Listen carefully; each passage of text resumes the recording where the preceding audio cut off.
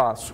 Walter George, sua avaliação sobre esses bastidores que pegaram fogo aí nessa crise do INSS e a seguinte substituição de Carlos Lupe no comando do Ministério da Previdência. Como é que você avalia essa reação de Ciro Gomes e o que pode acontecer a partir de agora, na sua visão? Eu, na verdade, fiquei sem entender muito se ele considera indignidade, que era uma vergonha. O que aconteceu, né?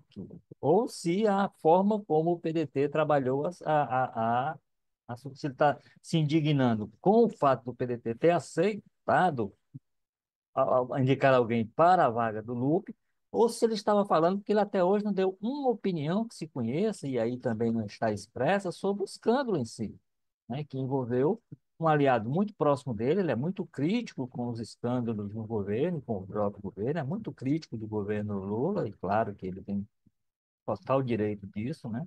Mesmo isso parecendo ruim para um partido que estava dentro do governo, que tinha e tem um ministério, cuja bancada, como mostrou aí dentro do Congresso, votava com o governo, é uma das mais fiéis, talvez só perca para o PT em nível de fidelidade ao governo, sempre que as matérias estavam lá. Então, e ele ignorava completamente essa posição do partido e tinha uma linha muito crítica. Então, acabou sendo uma manifestação, que eu não sei se foi uma manifestação que expressou tão claramente a opinião dele sobre o escândalo em si, né? É um escândalo que aconteceu, ou se ele acha que o ministro, o ex-ministro Carlos Lucas foi maltratado, que o governo não soube protegê-lo, enfim. Eu achei uma declaração, assim, na verdade não é uma declaração, mas assim, uma manifestação dele, porque é escrita, que não esclarece uma série de posições, assim, não esclarece o silêncio que ele tem mantido, porque ele optou por manter esse silêncio. Se ele está se indignando e achando vergonhoso o conjunto da obra, ou se só a parte em que o partido decide permanecer na base de apoio do governo. O Volney Queiroz é muito mais peretista do que o Ciro, devo dizer, né? Ele sempre foi parlamentar pelo partido, está desde a década de 90, começo da década de 90 no partido, então ele é muito mais peretista sob esse ponto de vista. Olhando a coisa do ponto de vista do partido, não estou medindo, né, influência ou capacidade de ninguém.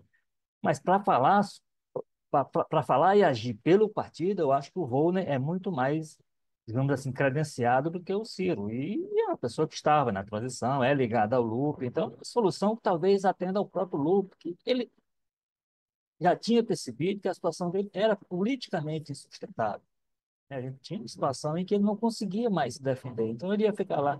Ele estaria até hoje, se permanecesse, se gastando e apanhando todo dia no noticiário, nas forças políticas e tudo.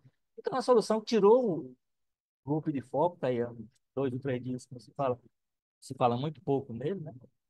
Então, eu acho que falta o ex-candidato, ex-governador, ex-ministro, ex-deputado, tal, ex-secretário, esclarecer só essa parte. O que é que, sobre o escândalo em si, qual é a opinião dele, que a gente ainda não conseguiu. O escândalo em si, claro que todo brasileiro de boa fé vai dizer que é escândalo. Agora, essa questão que passou pela gestão do ministro. Ou houve ou não responsabilidade do ministro? O ministro tinha ou não como fazer melhor do que fez para que o escândalo não assumisse a proporção, considerando que ele foi informado toda essa situação ainda no começo do governo, no primeiro ano do governo Lula. Então, eu acho que ainda, como o Ciro é muito falante, espera-se, ou esperava-se que ele fosse também um pouco mais esclarecedor e falante em relação ao episódio em si, né? Ficaram duas frases que eu acho que ficaram meio soltas nesse contexto, em relação a gente entender qual é, de fato, a opinião que ele tem sobre o conjunto da situação, não apenas sobre vamos dizer assim, o seu desfecho mais imediato, que foi a substituição e a decisão oficial, parece, do partido, de se manter na base do governo. Esperamos sim que